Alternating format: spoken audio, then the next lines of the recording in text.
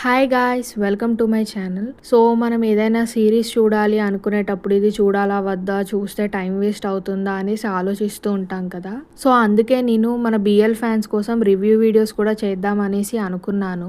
ఇందులో నేను నా ఆనెస్ట్ ఒపీనియన్స్ ఇస్తూ ఉంటాను, నాకు ఎలా అనిపించింది ఈ సిరీస్ గురించి అనేసి. సో ఈరోజు నేను బిటర్ స్వీట్ లవ్కి రివ్యూ ఇవ్వబోతున్నాను. సో ముందే చెప్తున్నాను, ఇది నా ఒపీనియన్ మాత్రమే.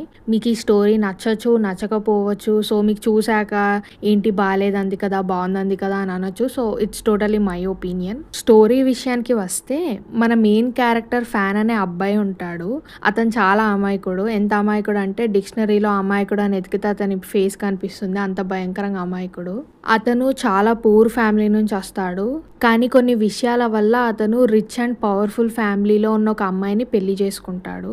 అయితే ఇక్కడ ప్రాబ్లం ఏంటంటే ఆ అమ్మాయికి మన ఫ్యాన్ అంటే అస్సలు నచ్చదు. ఆ అమ్మాయి ఎప్పుడు అతన్ని పట్టించుకోదు, పురుగులాగా తీసి పడేస్తూ ఉంటుంది. కానీ ఇక్కడ ట్విస్ట్ ఏంటంటే ఆ అమ్మాయి వాళ్ళ అన్నయ్య ఉంటాడు కదా, ఆ అన్నయ్య ఫ్యాన్ని లవ్ చేస్తాడు. సో ఇక్కడ ట్విస్ట్ చాలా బాగుంటుంది, ఎందుకంటే అతను లవ్ చేసేది సొంత చెల్లెలి హస్బెండ్ని కాబట్టి.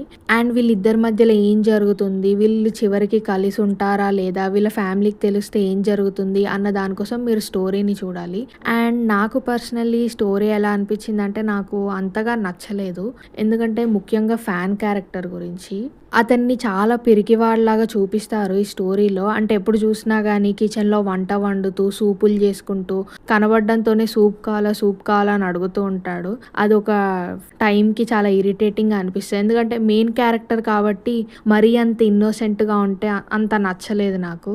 కానీ వీళ్ళిద్దరి మధ్యలో కెమిస్ట్రీ బాగుంటుంది, పర్లేదు. లైక్ వాళ్ళిద్దరు చూడడానికి కూడా బాగుంటారు, యాక్టర్స్ ఇద్దరు కలిసి.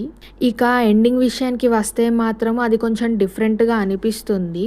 కానీ నాకు మాత్రం ఒక ఫీలింగ్ వచ్చింది, ఇంతసేపు ఒకటి బిల్డ్ చేస్తూ ఇప్పుడు ఒక్కసారిగా ఇంకొకటి చూపిస్తున్నారు ఏంటి అన్నట్టు. అంటే ట్విస్ట్ చాలా డిఫరెంట్ ఉంటుంది ఇందులో. అండ్ ఈ సిరీస్లో మొత్తం 12 ఎపిసోడ్స్ ఉన్నాయి. అండ్ ఒక్క ఎపిసోడ్ 36 minutes అలా ఉంటుంది. ఇది చైనీస్ బిఎల్ కాబట్టి ఇందులో సబ్ టైటిల్స్ తోటే చూడాలి, తెలుగు డబ్ కానీ ఇంగ్లీష్ డబ్ కానీ అలాంటివి ఏమీ ఉండవు. అండ్ ఇక చివరికి నా రేటింగ్ అంటే మాత్రం నేను 5/10 ఇస్తాను. అంటే మీడియం లాగా, మీకు టైం ఉంటే చూడొచ్చు, లైక్ ఏదైనా డిఫరెంట్గా కొంచెం ఇంట్రెస్టింగ్గా చూడాలని ఉంటే చూడొచ్చు. కానీ నేను దీన్ని స్ట్రాంగ్లీ మాత్రం రికమెండ్ చెయ్యను. మీరు కనుక ఎవరైనా ఇందులో ఈ సిరీస్ని చూసుంటే మీకు ఎలా అనిపించిందో చెప్పండి. లైక్ మీకు పర్లేదు అనిపించిందా, లేదు నాలాగనే సేమ్ క్యారెక్టర్స్ కొంతమందిని చూస్తే ఫుల్ కోపం వచ్చిందా, అదంతా కూడా చెప్పండి, మనం కామెంట్స్లలో డిస్కస్ చేసుకుందాము.